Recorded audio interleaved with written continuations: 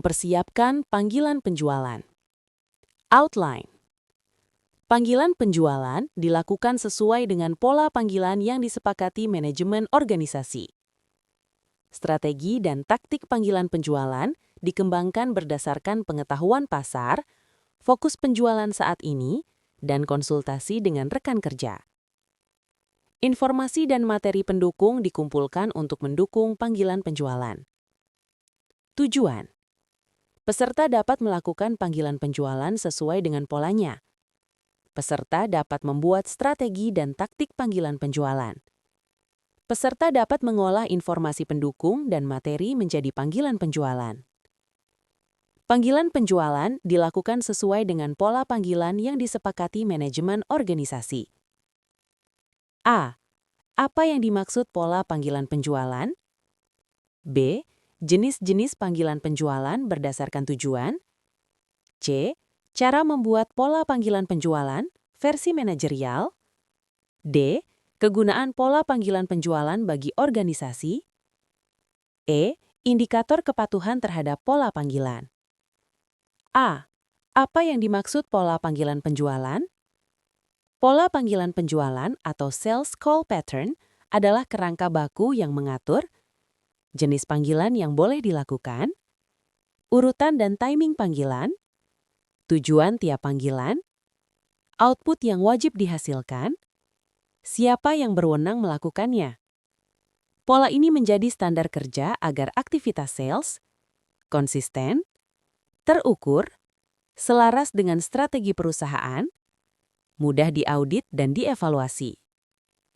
B. Jenis-jenis panggilan penjualan berdasarkan tujuan. A. Prospecting call atau panggilan penjajakan. Tujuannya, mengidentifikasi kebutuhan awal, menentukan apakah prospek layak atau qualified. Karakteristiknya, singkat 5-10 menit.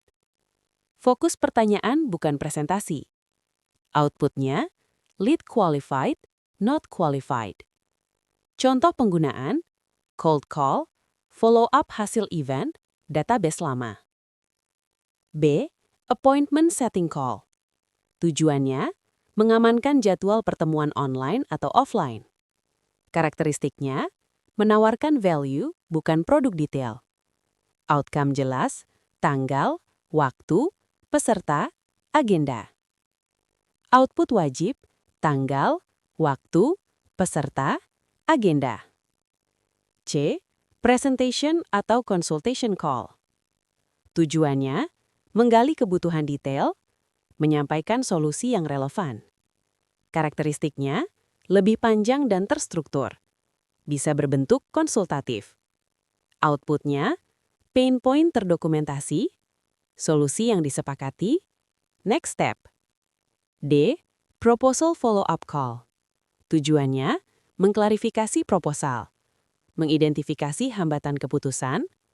Karakteristiknya, bukan menanyakan sudah dibaca atau belum. Fokusnya, keputusan, keberatan, timeline.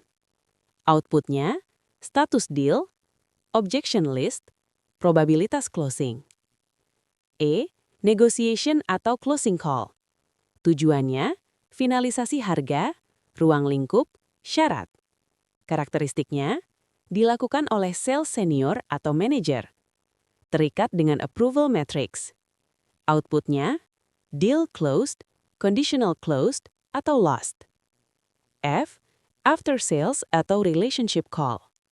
Tujuannya, retensi, cross-sell atau upsell, testimoni. Karakteristiknya, non-agresif, berorientasi jangka panjang. Outputnya, kepuasan pelanggan, peluang repeat order. C. Cara membuat pola panggilan penjualan, versi manajerial. Langkah pertama, pemetaan sales funnel. Manajemen harus menetapkan tahap funnel, jenis call, target output. Lead, prospecting call, qualified lead. Qualified appointment call, meeting. Need analysis, consultation call, solution.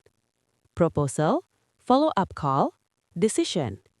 Closing, negotiation call, deal.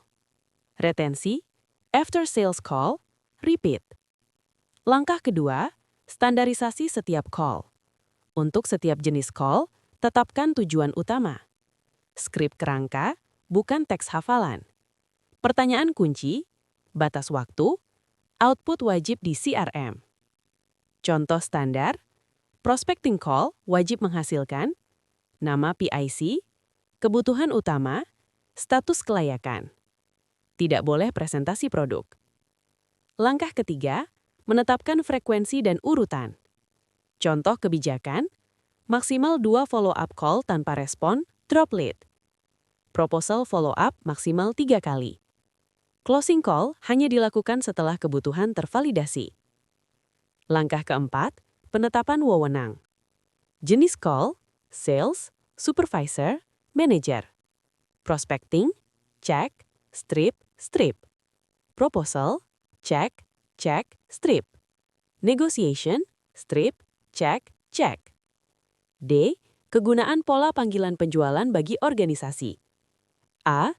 Bagi manajemen, mengontrol kualitas aktivitas sales, menghindari asal nelpon, mudah audit kinerja dan coaching, sinkron dengan target pipeline.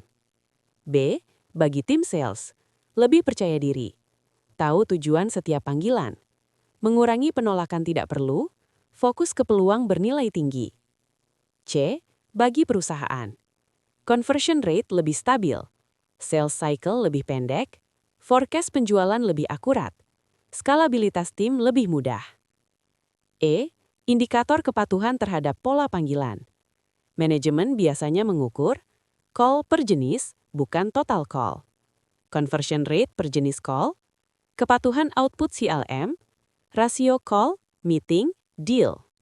Strategi dan taktik panggilan penjualan dikembangkan berdasarkan pengetahuan pasar, fokus penjualan saat ini, dan konsultasi dengan rekan kerja.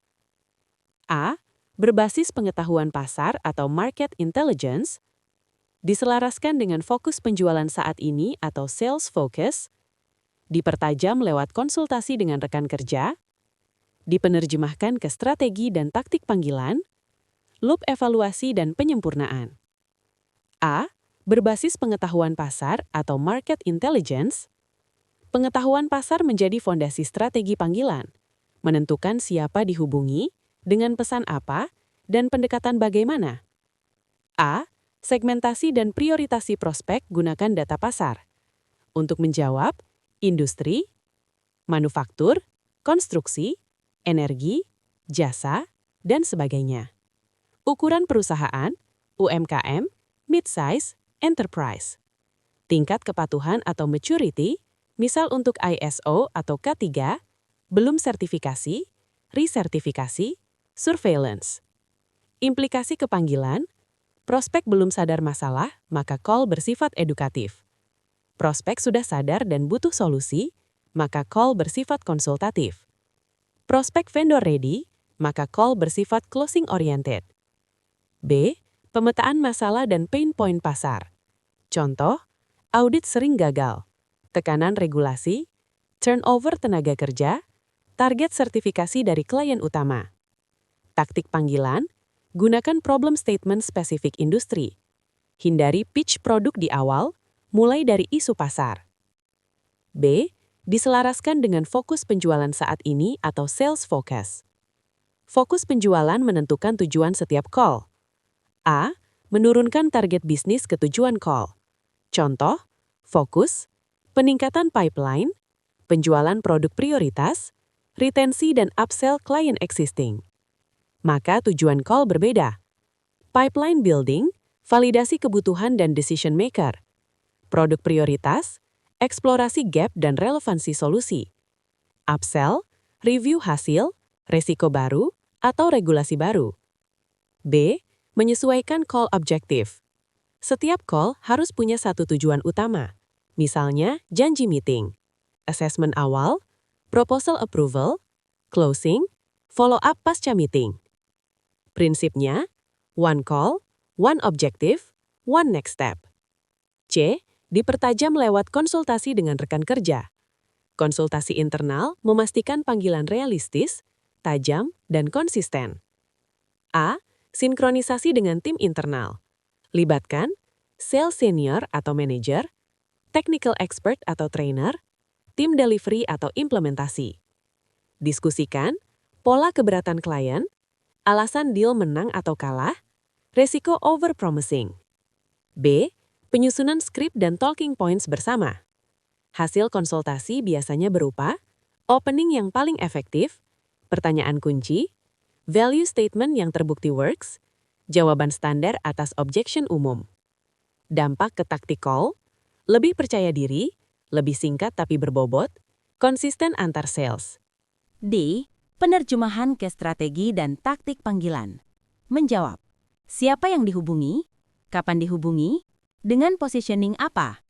Contoh strategi. Pendekatan konsultatif ke HSE Manager Industri Manufaktur dengan isu audit dan regulasi terbaru. B. Taktik panggilan level mikro. Menjawab. Kalimat pembuka, pertanyaan eksplorasi, cara menangani keberatan, cara mengamankan next step.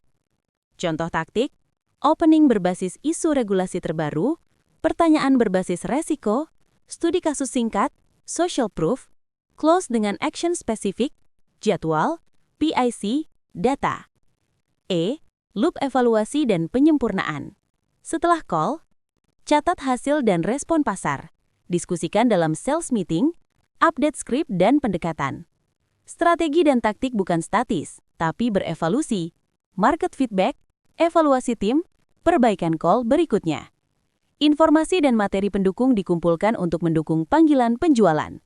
Tentukan tujuan panggilan penjualan, kumpulkan informasi tentang prospek, kumpulkan materi pendukung penjualan, kumpulkan data internal, siapkan alat bantu saat call, validasi dan sesuaikan sebelum call, dokumentasikan pasca call. A. Tentukan tujuan panggilan penjualan, call objektif. Sebelum mengumpulkan materi, pastikan tujuan call jelas, karena ini menentukan jenis informasi yang dibutuhkan. Contoh tujuan, discovery call, menggali kebutuhan, qualification call, menilai potensi dan otoritas, solution presentation, closing atau negosiasi, follow up pasca meeting. Prinsip, jangan kumpulkan semua materi, kumpulkan yang relevan dengan tujuan call. B. Kumpulkan informasi tentang prospek, customer intelligence. A. Profil perusahaan. Sumber, website resmi, LinkedIn perusahaan, company profile atau proposal sebelumnya, database CRM. Informasi kunci, industri dan core bisnis, skala perusahaan, karyawan, cabang, proyek, lokasi operasional, sertifikasi atau regulasi yang relevan, misal ISO, K3, belum sertifikasi, resertifikasi, surveillance. B. Profil pengambil keputusan, decision maker. Sumber, LinkedIn personal, riwayat komunikasi sebelumnya, referral internal. Informasi penting, jabatan dan kewenangan, latar belakang teknis atau non-teknis, KPI yang menjadi tanggung jawabnya, pain point yang biasanya melekat pada jabatan tersebut. C. Masalah dan kebutuhan potensial, pain points. Sumber, audit awal, temuan gap assessment, regulasi baru atau perubahan kebijakan, studi kasus industri sejenis. Contoh, temuan audit K3, target sertifikasi gagal, tingginya insiden kerja, ketidaksiapan SDM terhadap regulasi. D. Kumpulkan materi pendukung penjualan, sales enablement material. A. Materi produk atau layanan, company profile ringkas 1 hingga 2 halaman, service catalog atau program training, scope of work standar, alur kerja atau metodologi. Fokus pada manfaat bisnis, bukan spesifikasi teknis semata. B. Studi kasus dan bukti sosial, social proof. Studi kasus klien sejenis, before-after kondisi klien, testimoni, daftar klien atau project reference. Gunakan industri yang sama dengan prospek jika memungkinkan. C. Materi teknis pendukung, regulasi terkait, UU, Permen, ISO Close, checklist audit, diagram proses, contoh output, laporan, sertifikat, roadmap. Ini penting untuk prospek teknis dan compliance driven. D. Kumpulkan data internal, internal intelligence. A. Riwayat interaksi, catatan call sebelumnya, email yang pernah dikirim, proposal yang pernah diajukan, keberatan yang muncul. B. Harga dan fleksibilitas, price range yang bisa ditawarkan, diskon atau bundling yang memungkinkan, batas negosiasi, authority limit. E. Siapkan alat bantu saat call. Materi tidak harus semua ditampilkan, tapi siap digunakan jika dibutuhkan. Checklist alat bantu, skrip pertanyaan discovery, slide ringkas, maksimal 5 hingga 7 slide, one-pager solusi, kalkulasi ROI atau cost of risk, FAQ dan objection handling sheet. F. Validasi dan sesuaikan sebelum call. Sebelum panggilan, review ulang relevansi materi, sesuaikan bahasa, teknis versus bisnis, tentukan urutan penyampaian, siapkan call opening dan closing statement. G. Dokumentasikan pasca call. Setelah call, update CRM, catat insight baru, tandai materi apa yang efektif, identifikasi kekurangan informasi untuk call berikutnya.